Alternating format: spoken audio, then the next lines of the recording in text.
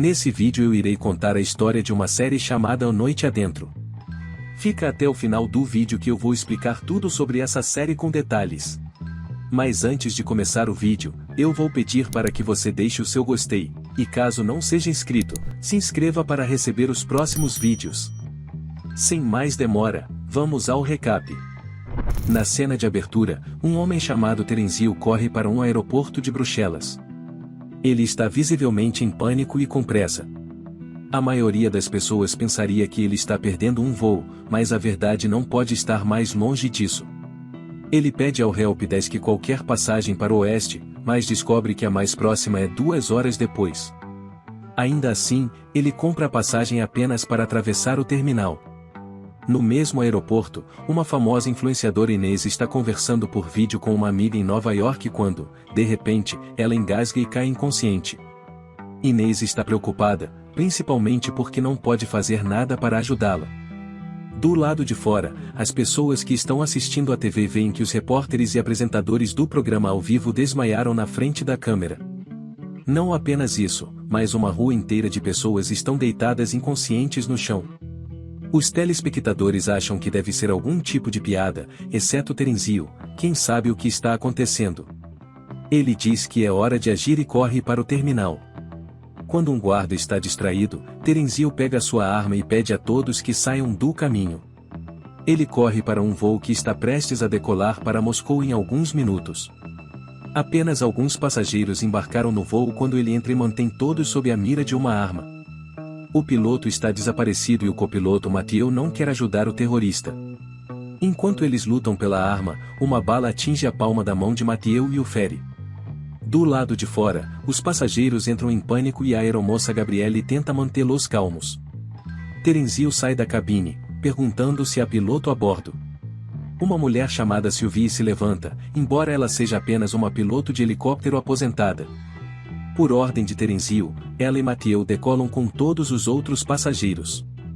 Os avionicos estão quebrados por causa da bala e, como resultado, ninguém do avião pode entrar em contato com ninguém de fora. Quando o avião está no ar, Sylvie e Mathieu fazem o possível para argumentar com Terenzio, mas o homem permanece inflexível. Ele diz que é um oficial designado para a OTAN e sabe algo que eles não sabem. Ao ser instado, ele revela que os raios do sol se tornaram mortais. A partir do dia seguinte, o nascer do sol vai matar a todos, até mesmo aqueles que ficam em casa. Isso já começou em países orientais como Japão e Coreia e o avião será o próximo alvo se o nascer do sol os alcançar. Mathieu e Sylvie não acreditam nele e teorizam que ele tem problemas mentais. Terenzio também reconhece que pode parecer um idiota, mas afirma que não é. A mão de Mathieu está sangrando muito, o que pode causar problemas a longo prazo. Uma das passageiras, chamada Laura, é enfermeira domiciliar de um idoso com demência. Ela é a única profissional médica a bordo, então ela assume a responsabilidade de ajudar o piloto.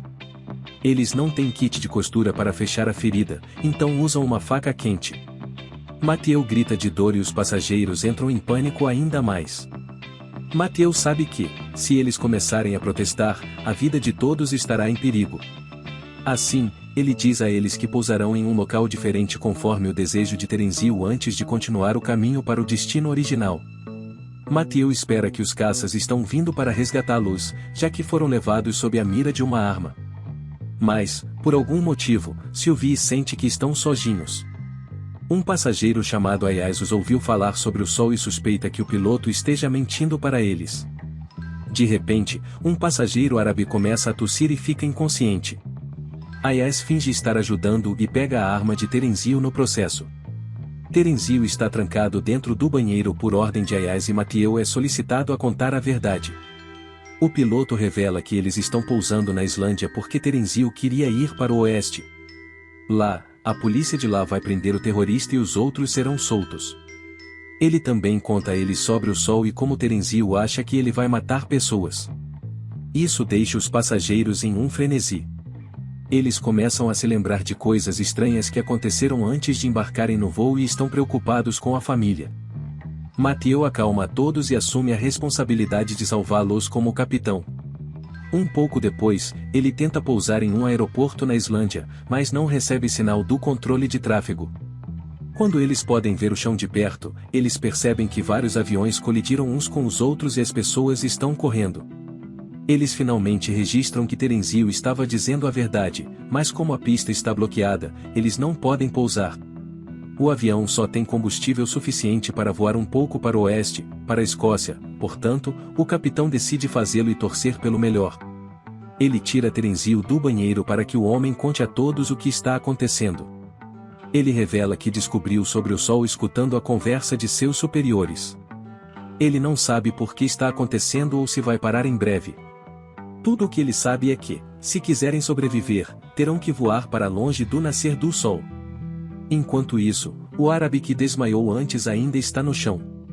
Ele tem dificuldade para respirar e está prestes a ter uma parada cardíaca. Com seus últimos suspiros, ele diz que engoliu diamantes. A enfermeira Laura faz o possível para salvá-lo, mas suas tentativas são em vão. Ao mesmo tempo, eles fazem um pouso de emergência na Escócia, onde Mathieu parou o avião segundos antes de bater em uma parede. Eles saem e seus telefones começam a tocar com notificações de seus entes queridos. A internet está repleta de notícias sobre a luz solar letal.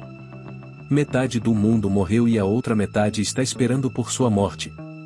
O aeroporto está vazio porque todos que tiveram chance de fugir fugiram e os outros estão se escondendo em lugares escuros, esperando que os protejam. No entanto, as notícias sugerem que as pessoas estão morrendo mesmo dentro dos bunkers. De repente, eles são abordados por 3 militares da RAF pedindo ajuda. Eles têm apenas 45 minutos antes do nascer do sol, então decidem coletar suprimentos importantes e voar para o oeste. Um dos passageiros é o engenheiro aeronáutico Jacob. Ele quer voltar para sua esposa grávida para salvá-la, mas para a segurança geral dos passageiros, ele é solicitado a recuar. Depois de coletar suprimentos e encher o tanque do avião, eles decolam mais uma vez. Um dos militares é piloto e sugere que eles voem para longe do Equador para evitar que o sol os alcance mais rapidamente. A próxima parada é o Canadá, onde abastecerão o avião novamente e consertarão o rádio. Um pouco depois, a internet é corrigida e seus telefones começam a tocar. Eles recebem as últimas mensagens de seus entes queridos que já faleceram em Bruxelas. Então, um homem encontra um artigo dizendo que a causa do desastre é a polaridade do Sol. Outro passageiro chamado Horst é especialista em clima e sabe o que significa a polaridade do Sol. Ele explica que a cada 11 anos, o campo magnético do Sol se inverte, mas ninguém sabe por quê. Não tem efeito significativo no mundo, portanto, poucas pesquisas foram feitas. No entanto, nas últimas décadas, a intensidade da reversão foi ficando mais fraca. Por causa disso, Horst acha que a reversão se tornou muito mais poderosa na outra direção. Se o que ele está dizendo é verdade, a Terra está sendo atingida por raios gama em todos os lugares onde o Sol se põe, e é por isso que as pessoas estão morrendo instantaneamente. Eles não têm como provar a teoria porque os cientistas que publicaram o artigo provavelmente também estão mortos.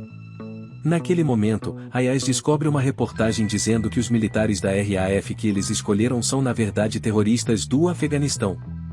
Eles foram presos e levados de volta ao seu país no aeroporto. Do lado de fora, um deles discute e empurra o velho que tem demência.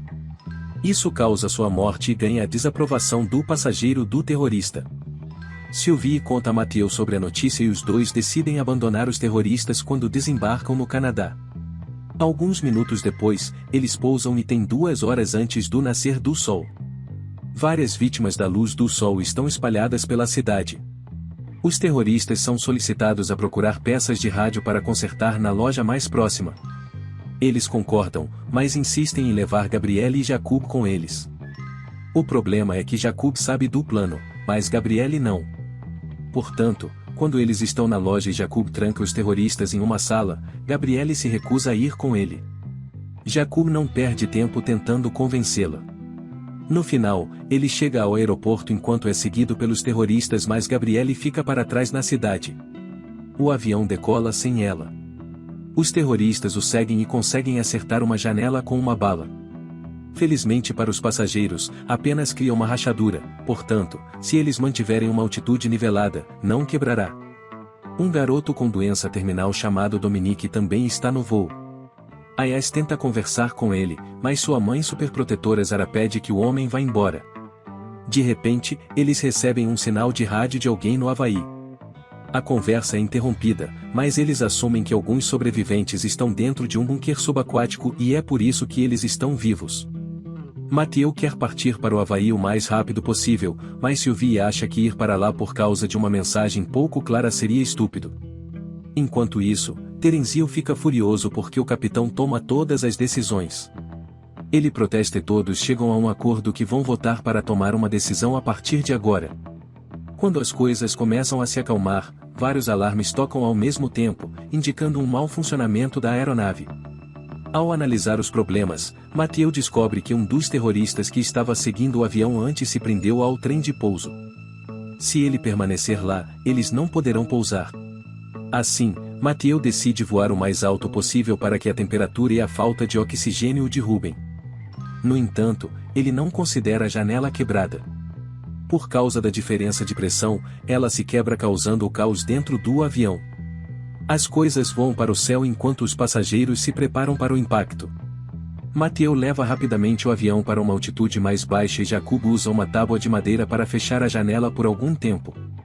Todos se acalmam, mas Dominique tem dificuldade para respirar porque seu tubo respiratório voa para longe. Ayaz pensa em um plano e usa o tubo de oxigênio para fazer um tubo respiratório.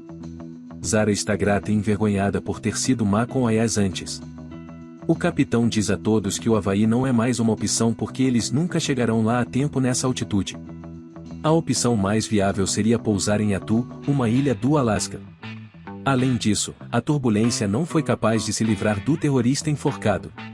Ayaz, Jacob e Terenzio vão até o trem de pouso e fazem um buraco no chão do avião para vê-lo. Terenzio usa sua arma para apontar para o escuro, mas o criminoso a puxa e quase o mata. Felizmente, Ayaz vem em seu resgate e atira no terrorista. Ele se torna o herói deles por alguns minutos antes que os passageiros descubram que ele foi o motivo da morte do passageiro árabe. Eles enterraram seu corpo no Canadá, onde um cara viu Ayaz cortar seu estômago. Ayaz confessa que é um vigarista que estava contrabandeando diamantes de Bruxelas para Moscou. Os diamantes estavam dentro do corpo do homem árabe com seu consentimento, mas ele morreu porque não seguiu as instruções de pânico. Ao ouvir a confissão, alguns passageiros protestam que Ayaz deveria ser abandonado como os terroristas, mas a votação geral cai a favor de Ayaz. Como resultado, ele é algemado no compartimento de aviônicos. Na cena seguinte, eles pousam no Alasca e reabastecem o tanque novamente antes de decolar. Quando está no ar, o climatologista Horst descobre algo estranho. As frutas que eles colheram no Canadá parecem sem sabor. Ele acha que é porque os raios gama são tão intensos que estão remodelando a estrutura atômica da comida. A parte mais preocupante é que diminui o valor nutricional do alimento. Se isso continuar, eles morrerão de fome em algumas semanas. Mathieu reconhece o perigo, mas afirma que sua principal preocupação deveria ser fugir do sol. Ele começou a perder o controle de si mesmo nas últimas horas. Sylvie pede que ele descanse, mas ele grita com ela, o que é diferente de seu eu normal. Os passageiros decidem forçá-lo a descansar e trazê-lo para fora da cabine. Embora irritado, Mathieu promete dormir nas próximas horas. Um pouco depois, eles pegam outro sinal no rádio e ouvem duas pessoas conversando. Mas o grupo só os ouve dizer Ostara 17. Eles logo descobrem que a pessoa que está falando ao telefone é um cosmonauta que está no espaço. Eles ficam chocados que alguém assim esteja vivo, mas isso também significa que ele está falando com a sala de controle que fica na Terra. Com esperança renovada de sobrevivência, eles decidem ir para a sede da OTAN em Bruxelas, onde tudo começou. Nesse ritmo, eles terão 4 horas depois de pousar em Bruxelas até o sol nascer. Portanto, eles podem encontrar algumas informações sobre o bunker secreto no quartel-general com a ajuda de Terenzio. Lá fora, Laura encontra Mathieu inconsciente no banheiro. Acontece que o ferimento na palma da mão infeccionou e causou envenenamento do sangue. É por isso que ele estava agindo da maneira que agiu antes. Para resolver o problema, eles precisam amputar os tecidos infectados. Laura diz que pode fazer a operação em Bruxelas se conseguirem chegar a um hospital. No entanto, sem Mathieu, Sylvie não pode pousar o avião sozinha. Os passageiros imploram porque ela é a mais próxima de um piloto que eles têm, mas ela sabe que só pode pousar um helicóptero. Horst a faz entender que se ela não tomar iniciativa, todo mundo vai morrer. Em seguida, Sylvie é obrigada a assistir a alguns vídeos sobre como pousar um avião. No entanto, quando ela realmente precisa fazer o trabalho, ela entra em pânico. Uma turbulência agressiva atinge todos e se preparam para o pior. No final, eles fazem um pouso instável, mas fora isso, tanto o avião quanto os passageiros estão seguros. Todos batem palmas para Sylvie e aproveitam o momento de conquista em meio ao desastre. Sem perder muito tempo, eles se dividem em 3 grupos para fazer diferentes tarefas. 2 homens ficam no aeroporto para reabastecer o combustível. Zara, Laura e seu grupo levam Mathieu para o hospital mais próximo, enquanto Terenzio, Ayaz e um homem chamado Rick vão para a sede da OTAN. No hospital, eles encontram vários cadáveres bloqueando os corredores. Pelo que parece, as pessoas foram informadas sobre as mortes antes do nascer do sol e estavam tentando salvar suas vidas. Laura ordena que todos ignorem o caos e se concentrem em salvar Mathieu. Ao mesmo tempo, Zara enche suas sacolas com remédios para o filho e para os demais. Enquanto isso, na sede da OTAN, Terenzio mostra a eles a sala de conferências onde ouviu pela primeira vez sobre o desastre. Eles não podem examinar todos os papéis com o tempo que resta, então Rick decide ver se a filmagem de vigilância tem algo.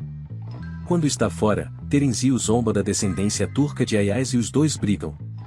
Ele acidentalmente acerta Ayaz, fazendo-o cair inconsciente e sangrar muito. Em outro lugar, Rick encontra uma gravação dos oficiais conversando sobre um bunker sob uma barragem na Bulgária. O nome do local é Stara 17, a mesma coisa que ouviram no rádio algumas horas atrás. Antes que ele possa voltar para os caras, Terenzio vai até ele e diz que Ayaz já foi embora. Rick vê o corpo de Ayaz deitado em uma poça de sangue na tela, mas está com muito medo de falar. Meia hora antes do nascer do sol, todos embarcam no avião. Mathieu não está em seu melhor estado, mas se sente melhor após a cirurgia. Terenzio conta a todos que Ayaz foi embora antes deles, mas eles não podem mais esperar que ele volte. Com o coração pesado, eles ligam os motores quando, de repente, um carro para na frente do avião e Ayaz sai. Na cena seguinte, Terenzio está sendo algemado na baía de Avionikos. Sylvie diz a todos que, se o plano da Bulgária não funcionar, eles não terão combustível nem tempo suficientes para chegar a outro destino. Ao pousar, todos devem estar prontos porque terão apenas 20 minutos para dirigir até o local do bunker. Ayaz está no banheiro quando tem uma convulsão. Dura apenas alguns segundos e ele pensa que é porque perdeu muito sangue.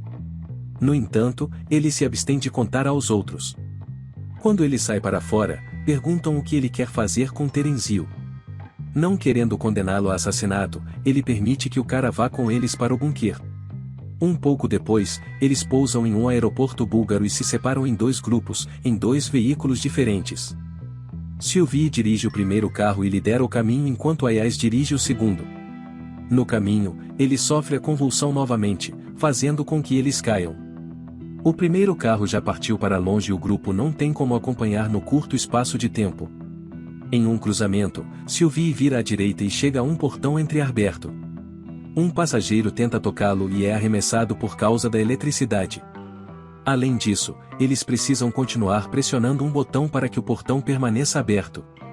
Para se redimir, Terenzio se oferece para esperar os outros enquanto Sylvie e o grupo entram.